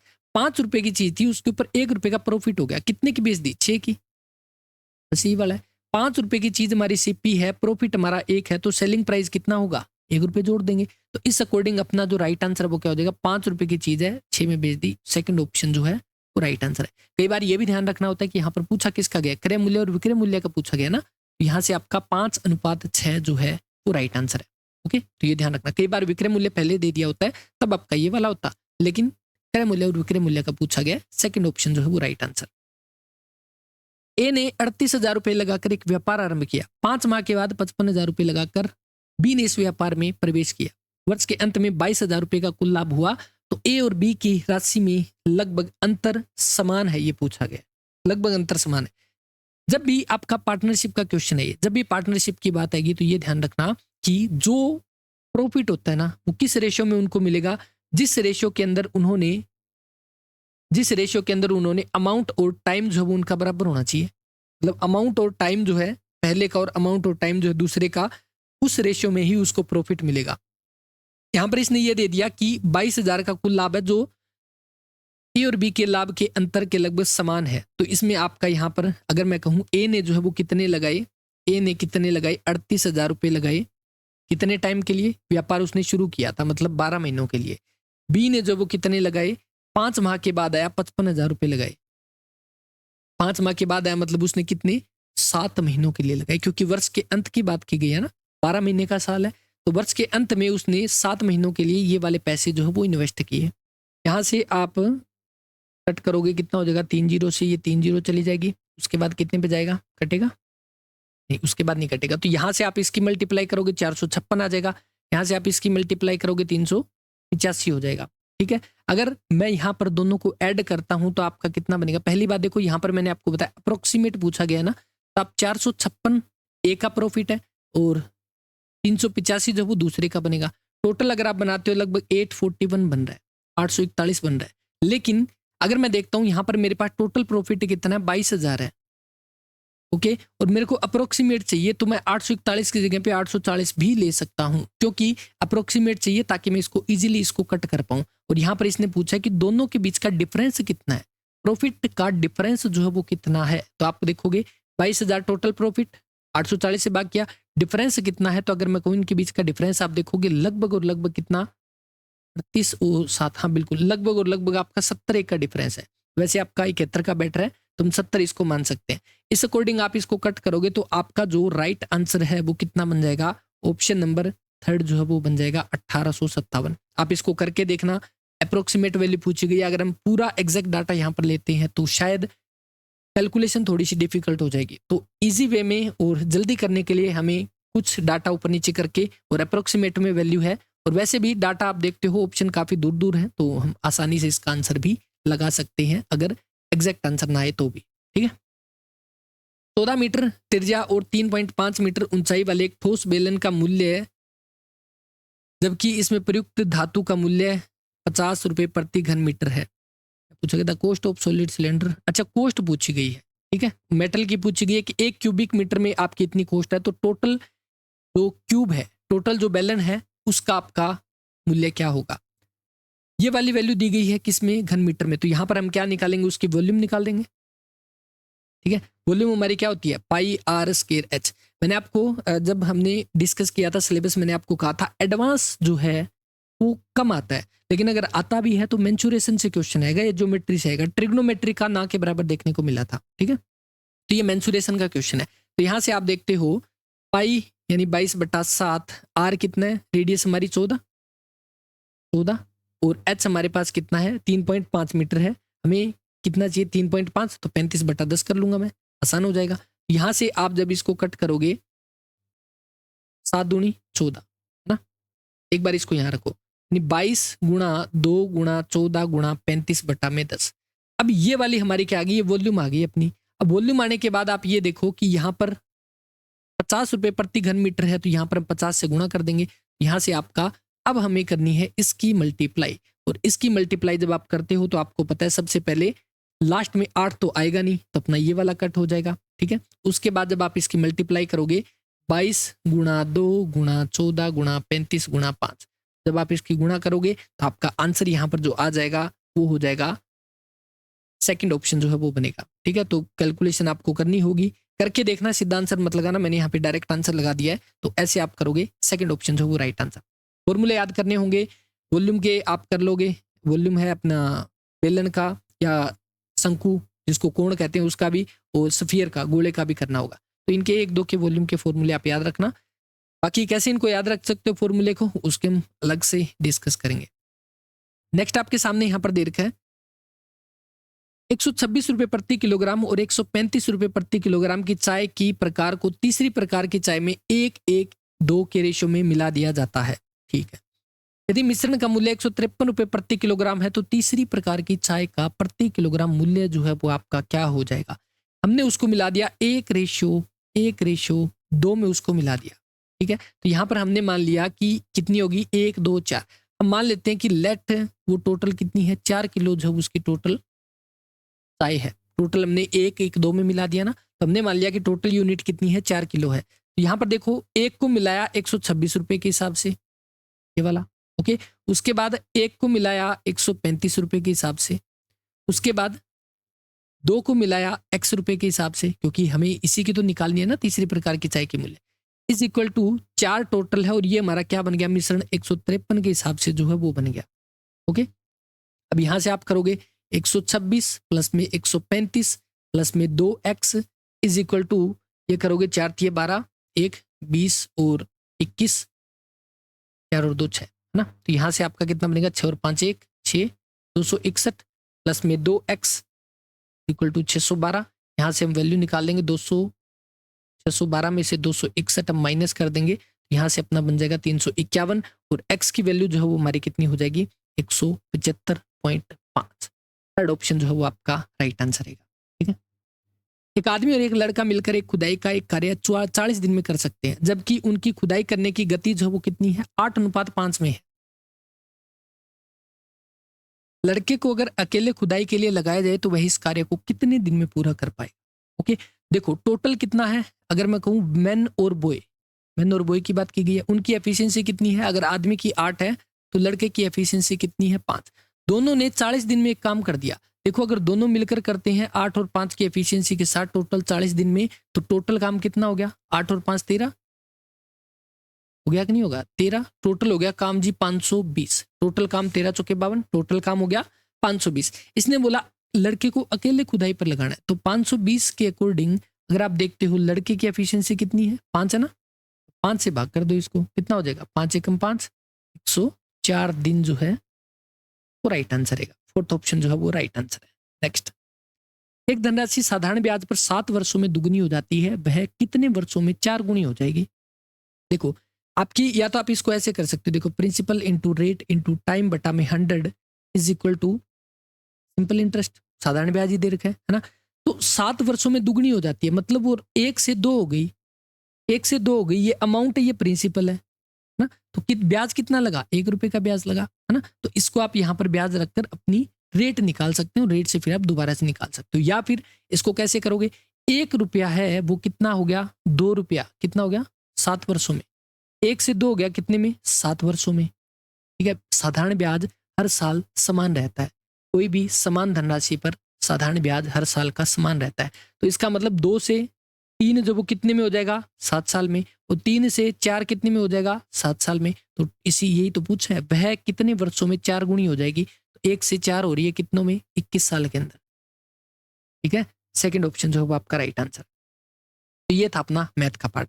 उसके बाद यहाँ पर दे रखा है आपके सामने एक पैराग्राफ है, ठीक है, यहाँ से आपको छांट कर आंसर करना है। तो tourism as an industry also contribute to our country, ये किसमें आपका टूरिज्म किसमें कंट्रीब्यूट करता है, तो ये आपका इसके अंदर आपको देखने को मिलेगा। कहाँ पे है इसमें, तो ये वाला जो आपका पार्ट था ना, एजुकेशनल, पॉलिटिकल, इन सभी में आपका कोट करता है। तो ये स्टार्टिंग का मेरे हिसाब से 4-5 पेपर थे, इनमें शुरू वाले जो पेपर थे ना, इनमें जो पैराग्राफ है वो डायरेक्ट इसका आंसर था। और वैसे भी आप इसका आंसर कर सकते हो। टूरिज्म हमारे क्या हेल्प करता है, क्या कंट्रीब्यूट करता है, क्या एग्रीकल्चर में करता है, रिलीजन में ना जी। एजुकेशन और एम्प्लॉयमेंट देता है कि नहीं देता, थर्ड ऑप्शन जो वो राइट आंसर। पॉपुलेशन नहीं होगा, रिलीजन नहीं होगा, है ना, तो third option. Beside the world oldest civilization India is also the world largest country, ये आ गया देखो जी ज्योग्राफी का क्वेश्चन। भारत दुनिया में कौन से नंबर का देश है। जनसंख्या में तो हम वैसे पहले पे आ चुके हैं, लेकिन वैसे हम देखें 2011 के अकॉर्डिंग तो जनसंख्या में सेकंड पे हैं, और इस अकॉर्डिंग हम किस पे हैं, 7वां सबसे बड़ा देश जो है वो भारत हो जाएगा, तो इस अकॉर्डिंग 7th हो जाएगा। Find out a word from the passage which mean A countries history, tradition and culture, तो ये आपका क्या होता है, ये आपका हेरिटेज होता है ना, second option. Earthquake are frequent in the Japan, तो यहाँ पर आपसे पूछा गया कि इसका अपोजिट बताना है। फ्रीक्वेंट, जापान में भूकंप लगभग आते रहते हैं, तो फ्रीक्वेंट मतलब लगातार आते रहते हैं लगभग, तो इसका आपका क्या हो जाएगा, रेयर हो जाएगा, है ना, फ्रीक्वेंट आते हैं या रेयर आते हैं। सी इज स्लेंडर इन फिगर, तो स्लेंडर का यहाँ पर पूछा गया कि अपोजिट पूछा गया, स्लेंडर यानी पतला, तो इसका आपका क्या हो जाएगा, स्टाउट। स्टाउट माने आपका क्या होता है, फैट होता है या हैवी होता है, तो आपका third option. Her speech is always full of टाल स्टोरीज, तो टाल स्टोरीज का आपका क्या हो जाएगा, इसका ऑप्शन नंबर थर्ड जो वो राइट आंसर, ठीक है। In apartment building in which each apartment is owned separately by the people living in it but also contain shared area, तो इसमें आपका क्या हो जाएगा, इसका आपका फर्स्ट ऑप्शन जो है वो राइट आंसर। देखो ये क्या होता है, जिसमें एक फ्लैट या काफी सारे फ्लैट होते हैं जिनमें उनके अलग अलग ओनर रहते हैं, लेकिन उनमें कुछ शेयर्ड एरिया जो है वो होता है, तो आपका फर्स्ट ऑप्शन जो है वो राइट आंसर है। करेक्ट स्पेल्ट आपको बताना है, तो इसका आपका करेक्ट स्पेलिंग आपको ये देखनी पड़ेगी, सेकंड ऑप्शन जो है वो राइट आंसर है। Sheetal will have finished the work, तो इसका आपको बताना है कि पैसिव वॉइस में आपको कन्वर्ट करना है इसको, तो Sheetal will have finished the work, तो इसका क्या आ जाएगा, द वर्क, ठीक है, will have been finished by Sheetal, तो आपका इसका राइट आंसर क्या हो जाएगा, ऑप्शन नंबर थर्ड जो है वो राइट आंसर, ठीक है। PQRS यानी कि पैराजंबल आपको अरेंज करने हैं, तो यहाँ पर आपका इसका फोर्थ ऑप्शन बनेगा, इसको आप देख लेना कैसे करोगे। वैसे आप इसको एक सीक्वेंस में मीनिंगफुल लाइन बनाओगे, सेंटेंस बनाओगे तो आराम से बन जाएगा। The simplest method of welding two piece of metal together is known as pressure welding, तो इसमें क्या है, इसमें आपका कोई भी एरर नहीं है, फोर्थ ऑप्शन जो है वो राइट आंसर है ना, बिल्कुल ठीक लाइन है ये वाली। I have boat a house, मैंने एक घर खरीदा, ही सेड, इसका आपका इनडायरेक्ट स्पीच यहाँ पर पूछा गया, तो इसका आपका right answer, he said that he had boat a house, he said that he, यहाँ पर ये वाला इस सब्जेक्ट के अकॉर्डिंग बदल जाएगा, तो आई का बन जाएगा ही के साथ आपका हेड आ जाएगा, और bought a house first option जो है वो इसका राइट आंसर है। She succeeded dash dint a perseverance and hard work, तो यहाँ पर आपका इसका जो राइट आंसर है हो जाएगा बाय, थर्ड ऑप्शन जो है वो right answer. The old man is looking forward dash the visit of his grand children, तो आपका फॉरवर्ड 2 आ जाएगा, थर्ड ऑप्शन जो है वो राइट आंसर है। The battle of Waterloo was वोन, अब यहाँ पर देखो वाटरलू का युद्ध कब हुआ था, तो ये ध्यान रखना, वैसे भी 1815 के अंदर जो है, जून 1815 में वाटरलू का युद्ध हुआ था, और उसी की स्टेटमेंट पूछी गई है, the battle of Waterloo was won on the playing of field, ठीक है, तो सेकंड ऑप्शन जो है वो आपका राइट आंसर है, on the playing field of Eton, ठीक है, तो इसका सेकंड ऑप्शन जो है वो राइट आंसर। नेक्स्ट आ गया जी हिंदी, और हिंदी का आपके सामने पहला क्वेश्चन है, आपको ये बताना तत्सम शब्द की पहचान करनी है। देखो तत्सम क्या होते हैं, तद्भव क्या होते हैं, तत्सम और तद्भव। सम माने क्या होता है, सम माने समान, यानी कि जो शब्द संस्कृत से जो के तो हम यूज कर रहे हैं, संस्कृत के समान जो वर्ड है, संस्कृत के समान जो शब्द होते हैं उनको तत्सम कहते हैं, और उन्हीं को ही थोड़ा सा बदल कर हिंदी में कन्वर्ट कर दिया, उसको हम कह देंगे तद्भव। जैसे आपके सामने यहाँ पर दे रखा है भ्राता, भ्राता क्या है, एक तत्सम शब्द है, क्योंकि इसी को हम हिंदी में क्या कर देते हैं, भाई कर देते हैं, है ना। लाख है, लाख जो है आपका ये लाक्षा कहलाता है संस्कृत में लाक्षा कहते हैं, है ना। खेत जो है इसको क्षेत्र कहते हैं संस्कृत में। तो उसी प्रकार से आपका ये पूछा गया कि तत्सम शब्द कौन सा है, तो वो आपका भराता हो जाएगा। और तत्सम वो होते हैं जो संस्कृत से शब्द हम यूज कर रहे हैं, ठीक है। घाट घाट का पानी पीना, तो बिल्कुल आप इसका बहुत ज्यादा अनुभवी होना। वह कौन सा सर्वनाम है जो एक आदर सूचक शब्द है, तो सर्वनाम आपका कौन सा आदर सूचक का नाम आती है, आप लगा दो यहाँ पे आप, वहां पे आदर रिस्पेक्ट दिखाते हैं, निजवाचक भी है ना। सर्वनाम के यहाँ पर पूछा गया, तो सर्वनाम के भेद अगर आपसे पूछे तो कितने भेद होते हैं, सर्वनाम के 6 भेद होते हैं, तो ये ध्यान रखना। ओके, वाक्य के प्रमुख घटक होते हैं। वाक्य के प्रमुख घटक कौन कौन से होते हैं, एक उद्देश्य होता है, एक विधेय होता है। फर्स्ट ऑप्शन जो है वो राइट आंसर है, ठीक है। उद्देश्य क्या होता है, जिसमें कोई भी वाक्य जो होता है उसमें कर्ता जो है वो खुद ही कर्ता ही उद्देश्य होता है, अर्थात जिसके संबंध में कोई कथन कहा जाए ना उसको उद्देश्य कहते हैं।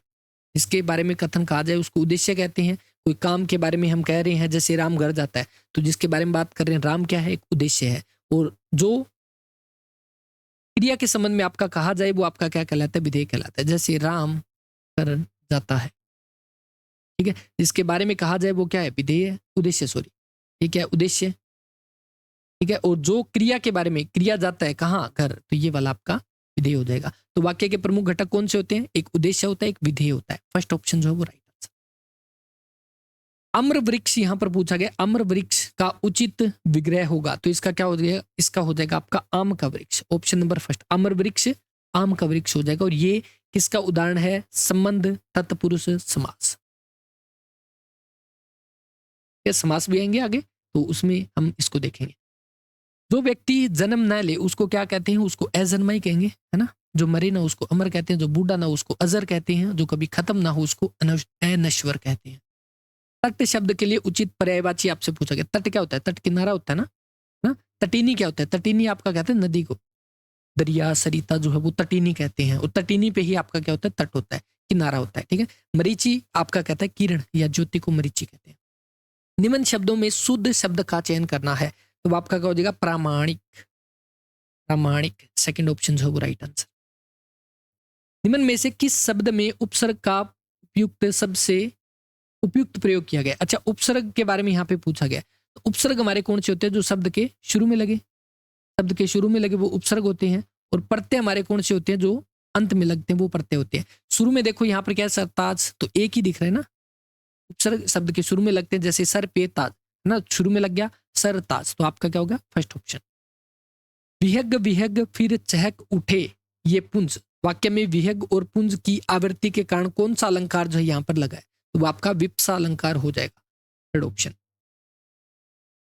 विराम चिन्ह के अकॉर्डिंग आपको बताने की कौन सा वाक्य शुद्ध है। तो यहाँ पर देखो, हे लड़के इधर आओ, तो यहाँ पर आपका ये वाला क्या हो जाएगा, इसने क्या पूछा है, सर्वाधिक शुद्ध वाक्य यहाँ पर पूछा गया, तो आपका ये वाला गलत हो जाएगा। वह हिंदी अंग्रेजी के बाद और लग गया, तो ये कॉमन नहीं आएगा। आपसे झगड़ों का निपटारा, ये साइन नहीं आएगा, तो इसका फर्स्ट ऑप्शन जो है वो राइट आंसर। गायक शब्द में प्रत्यय है, मैंने आपको अभी कहा जो प्रत्यय है वो शब्द के लास्ट में लगते हैं। ये वाला आपका क्या हो जाएगा, गे प्लस में अक ना, तो लास्ट में क्या लगा, अक लगा। सेकंड ऑप्शन जो है वो राइट आंसर। कई बार क्या है, आपसे संधि पूछी जाती है ना।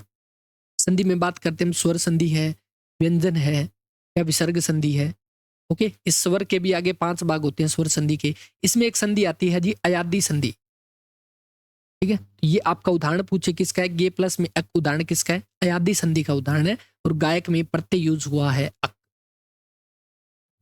अयादी संधि का उदाहरण नहीं है, ये देखो यहाँ पर आ गया ना, अयादी संधि का जो है आपका उदाहरण नहीं है। तो यहाँ पर आपका जो ऑप्शन बनेगा सेकंड ऑप्शन, उच्छ्वास, यानी कि इसको क्या कहोगे, उत्त प्लस में श्वास। यहाँ पर देखो ये कौन सी संधि है, पहले बताओ, ये संधि आपकी कौन सी हो जाएगी, ये व्यंजन संधि है। व्यंजन संधि, जहां पर व्यंजन के बाद व्यंजन आ जाए वो व्यंजन संधि हो जाएगी। ओके, अच्छा, यहाँ पर क्या दे रखा है, श्रावण। श्रावण को आप क्या कहोगे, श्रो प्लस में अन, ये श्रावण हो जाएगी। और इसके बाद आपकी गवेषणा, तो इसको आप गे प्लस में एषणा लिखोगे, गे प्लस में एषणा। ओके, तो ये वाली आपकी अयादी संधि का उदाहरण है, ठीक। बाकी संधि को अलग से हम पढ़ेंगे, तो इसका आपका ध्यान रखना। जहां पर अयादी संधि के सारे उदाहरण, सिर्फ उच्छ्वास के अंदर आपकी कौन सी है, व्यंजन संधि जो है वो हो जाएगी। चयन को आप क्या लिखोगे, शे प्लस में एन लिखोगे। दिए गए किसी वाक्य में कारक चिन्ह का सर्वाधिक उपयुक्त प्रयोग जो है वो हुआ है, तो किस में हुआ है, तो यहाँ पर आपका हो जाएगा मैंने आज खेलने नहीं जाना है, मुझे आज खेलने नहीं जाना है, ये होगा। सुबह देर में देर से उठना नहीं चाहिए। यह किताब 230 रुपए से बिक गई, 30 रुपए में बिक गई। ये खिलौने मेरी बेटी के, तो ये वाला ठीक है ना। नेक्स्ट है कक्ष के डैश बहुत गर्मी है, तो कक्ष के क्या आ जाएगा यहाँ पे, भीतर, नीचे नहीं आएगा, बीच में नहीं आएगा, ऊपर नहीं आएगा, तो आपका कक्ष के भीतर बहुत गर्मी। अच्छा एक सेकंड, वाक्य के लिए बाहर, अच्छा बाहर दिया गया ना, बाहर का विलोम शब्द बताना है, तो इसका बाहर का आपका भीतर हो जाएगा, ठीक है, तो सेकंड ऑप्शन। अब आ गया जी अपना हरियाणा जीके का पार्ट। यहां से ध्यान रखना, इंपॉर्टेंट क्वेश्चन पे डिस्कस करेंगे।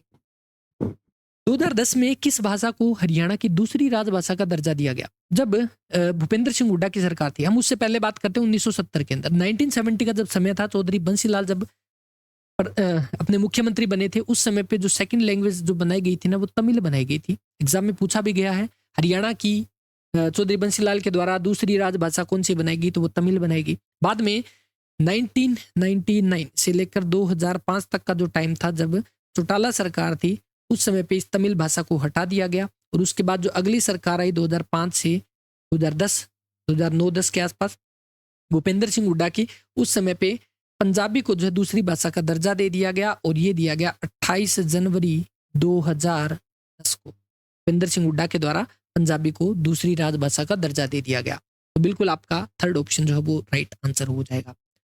निम्न में से किस व्यक्ति को खेल के लिए 2022 का पद्मश्री पुरस्कार जो है वो दिया गया? किसको दिया गया पद्मश्री पुरस्कार? देखो ये 2022 का है। खेल के लिए सुमित अंतिल को दिया गया, नीरज चोपड़ा को दिया गया, है ना। लेकिन हाल ही में 2024 में आपका कितने व्यक्तियों को, 4 पर्सन को जो है वो पद्मश्री पुरस्कार दिया गया था, जिनमें हम बात करते हैं नंबर 1 आपका जो व्यक्ति का नाम है गुरविंदर सिंह, ठीक है, गुरविंदर सिंह सिरसा से, जिन्होंने एक संस्था बनाई है जिसको हम बोलते हैं कन्हैया लाल सेवा आश्रम के नाम से, और इनको दिया गया समाज सेवा के लिए, सोशल वर्क के लिए गुरविंदर सिंह को 2024 में पद्मश्री पुरस्कार दिया गया। इनकी स्टोरी आप देखते हो, ये खुद एक्सीडेंट के तहत इनके दोनों पैर चले गए थे, उसके बाद इनके टाइम से इलाज नहीं हो पाया था, इसके लिए इन्होंने बाद में अपना पूरा जीवन जो इसी को समर्पित कर दिया। और आज सिरसा में काफ़ी सारी एम्बुलेंस चलती है, सिरसा में आसपास के एरिया के अंदर, और काफ़ी अच्छा काम करे हैं गुरविंदर सिंह। एक आते हैं आपके महावीर गुड्डू जींद से, इनको कला या आर्ट के अंदर दिया गया। एक आपके श्री हरिओम, हरी का नाम आती है, आप कह दोगे हरी, यानी कि प्राकृतिक खेती के लिए इनको दिया गया है श्री हरिओम को साइंस एंड इंजीनियरिंग के अंदर। और इसके बाद आता है एक रामचंद्र सिहाग, इनका आगे भी जिक्र करेंगे। रामचंद्र सिहाग जो है इनको दिया गया मधुमक्खी पालन के लिए, और ये भी आपका किस में आता है, साइंस एंड में आता है, ठीक है। तो ये आपका हो जाएगा। इन चारों को 2024 में पद्मश्री पुरस्कार जो है वो दिया गया। लेटेस्ट के आपको ध्यान रखना है। नेक्स्ट है साई राष्ट्रीय boxing academy, SAI, Sai national boxing academy Rohtak के अंदर है। पहली बात तो ये, इसकी स्थापना कब हुई थी, 2017 के अंदर हुई थी, ध्यान रखना, इंपॉर्टेंट है। फोर्थ ऑप्शन जो है वो आपका राइट आंसर हो जाएगा। हरियाणा में एक BBC के नाम से भी हम जानते हैं, भिवानी बॉक्सिंग क्लब, ये कहाँ पे है जी, भीम स्टेडियम में। भीम स्टेडियम कहाँ पे है, भिवानी में, ना, भिवानी के भीम स्टेडियम के अंदर है। और इसकी स्थापना आपसे पूछे मार्च 2003 में की गई, और किसके द्वारा, हवा सिंह, कैप्टन हवा सिंह और मास्टर जगदीश का नाम हम इसके अंदर लेते हैं, ठीक है। तो इसका फोर्थ ऑप्शन राइट आंसर है। नेशनल बॉक्सिंग अकेडमी ये कहाँ पर है, ये आपकी रोहतक के अंदर है। 2017 में इसकी स्थापना हुई थी। खिलाड़ी सीमा अंतिल पुनिया हरियाणा के किस गांव से संबंधित हो जाएगी? सीमा अंतिल पुनिया के बारे में सबसे पहले इनका संबंध किससे है, आप कह दोगे डिस्कस थ्रो से इनका संबंध हो जाएगा, ठीक है। और इनका संबंध जो है वो कहां से हो जाएगा, केवड़ा सोनीपत से इनका संबंध है। थर्ड ऑप्शन जो है वो राइट आंसर है, ठीक है। खंडरा पानीपत की जब हम बात करते हैं तो नीरज चोपड़ा का नाम आता है, ठीक है। कालूवास भिवानी है, और भिवानी से संबंध किसका है, भिवानी से विजेंद्र बेनीवाल का, ओके। तो ये ध्यान रखना। और हाल ही में पैरा ओलंपिक में गोल्ड मेडल जीता था, आपको पता होगा, नवदीप के नाम से, जो काफी चर्चा में भी रहे थे, जिन्होंने कुछ एक्साइटमेंट में कुछ वर्ड बोल दिए थे उस वजह से। तो जो बोने जो नाट्य कद के जो व्यक्ति हैं नवदीप सिंह, पैरा ओलंपिक में इन्होंने जीता था, ये भी पानीपत के हैं ना, इन्होंने भी भाला फेंक में ही गोल्ड मेडल जीता इस बार, ओके। चलिए 2015 में रिलीज की गई फिल्म, हरियाणवी फिल्म को 2 राष्ट्रीय पुरस्कार प्रदान किए गए थे, तो कौन सी थी, तो आपकी हो जाएगी पगड़ी। ऑप्शन नंबर थर्ड जो वो राइट आंसर है। ये 2015 की बात है, जब पगड़ी फिल्म आई थी और इसको 2 राष्ट्रीय पुरस्कार दिए गए थे। इससे पहले एक क्वेश्चन और आया था जिसमें यह दिया गया था कि पहली मूवी जिसको नेशनल अवार्ड दिया गया, पहली मूवी हरियाणा की जिसको नेशनल अवार्ड दिया गया था वही थी 2000 के अंदर लाडो। तो ये ध्यान रखना। इसके बाद अगला, हरियाणवी इंडस्ट्री है ना उसको क्या कहते हैं, जैसे भारत में हम बॉलीवुड बोलते हैं ना, उसी प्रकार से आपका हरियाणवी इंडस्ट्री को हैरीवुड बोला जाता है। हैरीवुड बोला कहाँ जाता है वो नहीं पता, लेकिन बोलते हैं। छाज आभूषण महिलाओं के द्वारा पहना जाता है कहाँ पे, छाज होता है जी माथे का। ऑप्शन नंबर ए जो वो राइट आंसर है। ये आपका एग्जाम में पूछा गया कहाँ का, नाक का। नाक का पूछा गया। पुरली कहाँ का है जी, नाक का है। बेसर नाक का है। ठीक है, चलिए। हरियाणा में कौन सा नृत्य रूप जो वो शिव और पार्वती को समर्पित है, शिव और पार्वती को समर्पित आपका कौन सा हो जाएगा, वो है जी गणगौर। और इसी का आपका राइट आंसर फोर्थ है। गणगौर मोस्टली जो किया जाता है ना वो राजस्थान का एरिया ना उस साइड में किया जाता है। हिसार है, अपना भिवानी है, जो राजस्थान के टच में है। और इसी से ही क्वेश्चन आया था गणगौर, तो बोला जाता है गण प्लस में गौर, जिसमें गण का मतलब है भगवान शिव और गौर का मतलब है माता गौरी या पार्वती। ये भी एग्जाम में पूछा गया था, तो इसका आप ध्यान रखोगे। फोर्थ ऑप्शन जो है वो राइट आंसर। हरियाणा में वर्षा ऋतु के आगमन पर कौन सा नृत्य किया जाता है, अभी हाल ही के पेपर में आया था और उसका आंसर माना गया था इनमें से कोई नहीं, क्योंकि उसमें रतवाई नहीं दे रखा था। मेवात एरिया में किया जाता है रतवाई। ठीक है, और ये किसके लिए किया जाता है, वर्षा ऋतु के आगमन पर। ओके, चलिए। निम्न कथनों पर विचार करना, आपको बताना चोप हरियाणा का एक निर्मित शोल है। क्या शोल है, दूसरा शोल के इस रूप को फुलकारी के तौर पे भी जाना जाता है। तो आपका ये भी ठीक है और ये भी ठीक है, मतलब आपका थर्ड ऑप्शन जो है वो राइट आंसर हो जाएगा। चोप क्या है, एक शोल है। और चोप आपका होता है जैसे बाग होता है ना, बाग प्लस में फुलकारी, इन दोनों से मिलकर क्या बनता है, इन दोनों से बाग और फुलकारी के संयोजन को कहा जाता है जी चोप।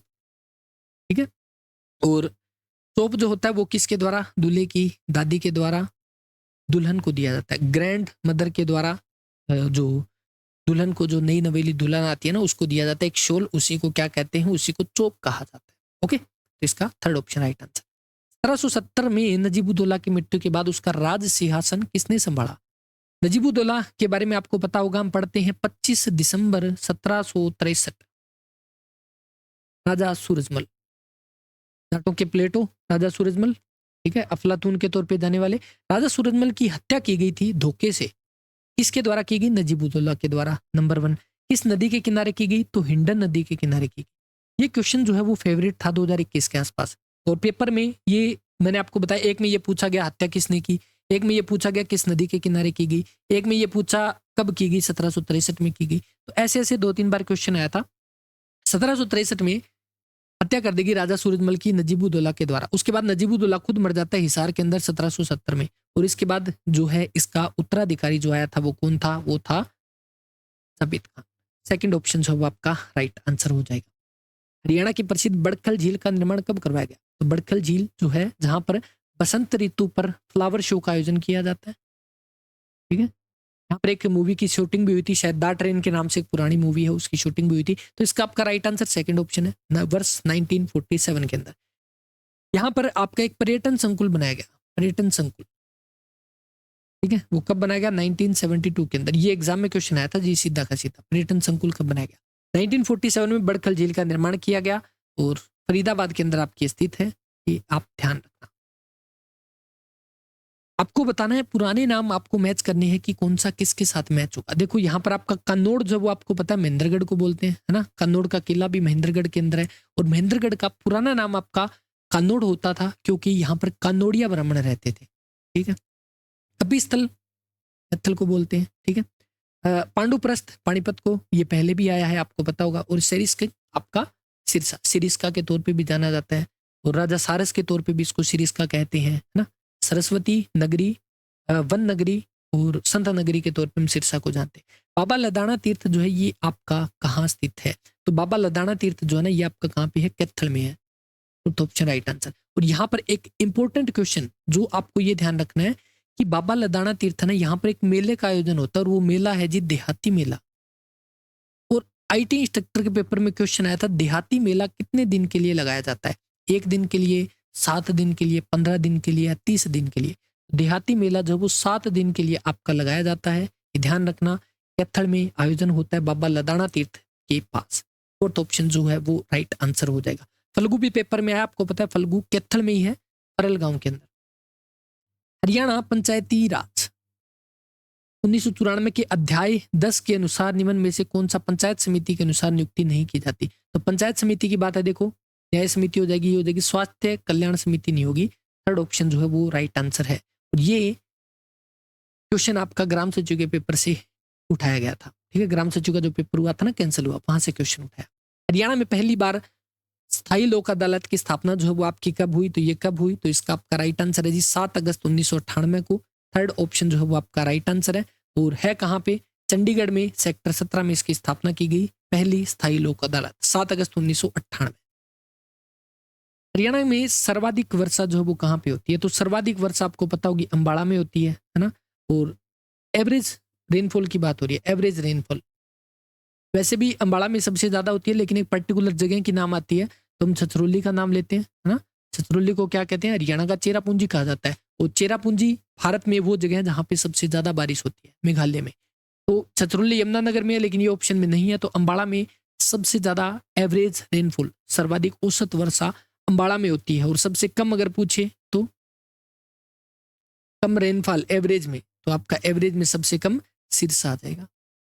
ओके, मैक्सिमम अंबाला, सबसे कम सिरसा। हरियाणा में ब्लू बर्ड जो है वो कहाँ पे है? ब्लू बर्ड लेक कहाँ पे है? तो ब्लू बर्ड आपका कहाँ पे हो जाएगा? हिसार के अंदर, ठीक है। और अगर आपसे पूछे जींद में आपकी कौन सी है, तो जींद में आपकी बुलबुल है, बुलबुल जींद के अंदर है। फरीदाबाद में आपकी झील की बात हम कर चुके हैं, जैसे बड़खल है, सूरजकुंड है, ये फरीदाबाद के अंदर है। फरीदाबाद में एक बड़वाड़ी झील भी है जिसको खूनी झील के नाम से जानते हैं, ठीक है। करनाल में कर्ण लेक है। ओके, इसके बाद अगला हरियाणा की जलवायु है। हरियाणा की जलवायु जो है वो आपकी कैसी है? तो इसका आपका हो जाएगा सब ट्रॉपिकल ड्राई कॉन्टिनेंटल टाइप। तो आपका उस उपोष्णीय शुष्क महाद्वीप प्रकार। तो आपका इसका थर्ड ऑप्शन जो है वो आपका राइट आंसर है, ठीक। महावीर चक्र विजेता को एक मुश्त कितनी राशि का पुरस्कार दिया जाता है? तो देखो सबसे बड़ा जो पुरस्कार है ना वो है परमवीर चक्र। इसके बाद आता है जी आपका महावीर चक्र, ठीक है। महावीर चक्र के बाद आता है आपका वीर चक्र।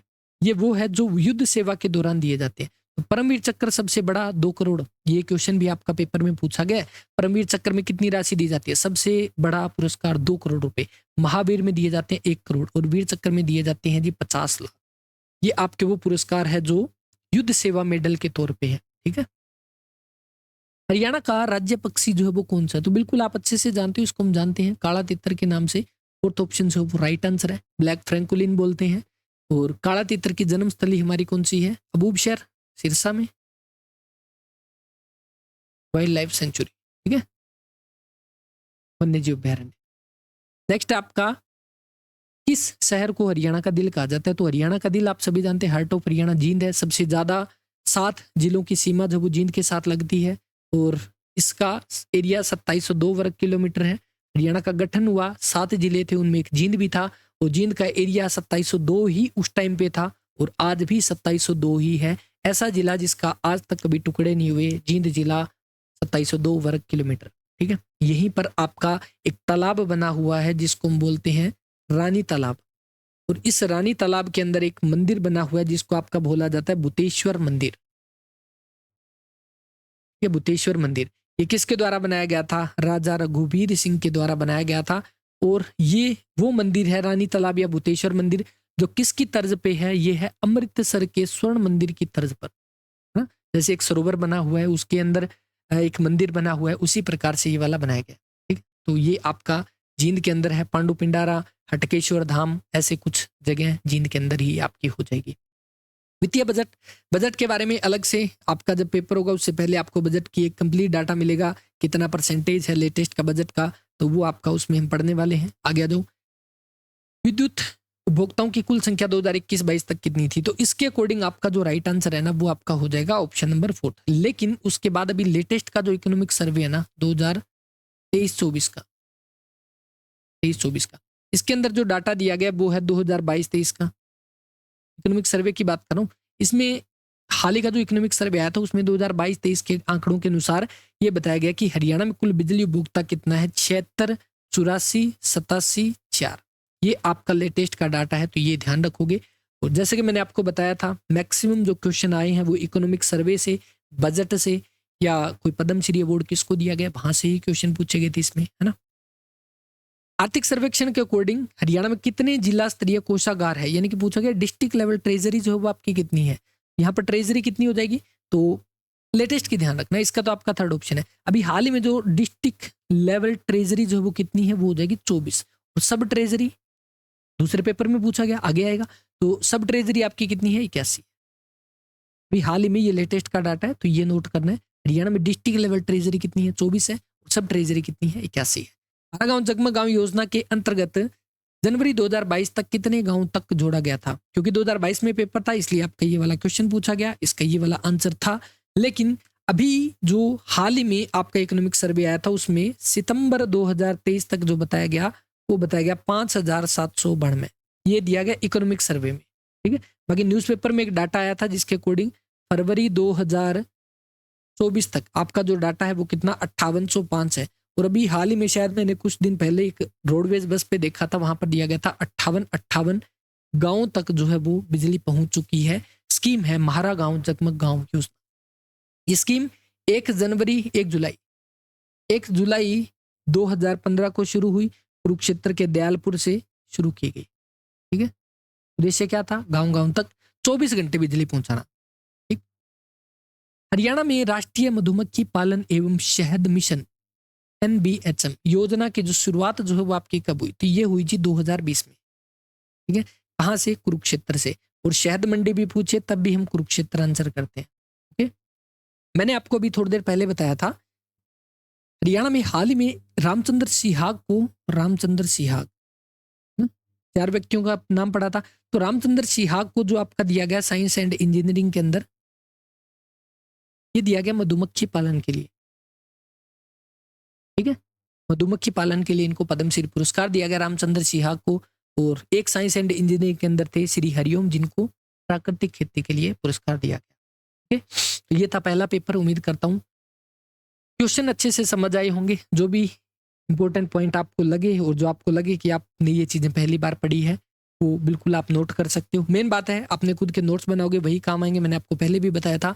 तो नोट्स बिल्कुल बनाइएगा। और शुरू में जो काफी दिन के बाद तैयारी शुरू करें उनको थोड़ा बोरिंग बिल्कुल लग सकता है, लेकिन ये मान के चलिए कि अगर आप कंटिन्यूटी बनाए रखते हो, अगर आप रेगुलर तैयारी करते हो तो बिल्कुल 100% आपको इसका फायदा होगा जब आपका पेपर होगा, ओके। चलिए अगले पेपर के सॉल्यूशन के साथ मिलते हैं। जैसे ही PDF आपको मिल जाएगी, यहाँ पर PDF का एक फोल्डर बना दूंगा शायद वहाँ पे, तो वहाँ पर आप इसको प्रिंट निकलवा के पढ़ सकते हैं। थैंक यू वेरी मच, अपना ख्याल रखिएगा।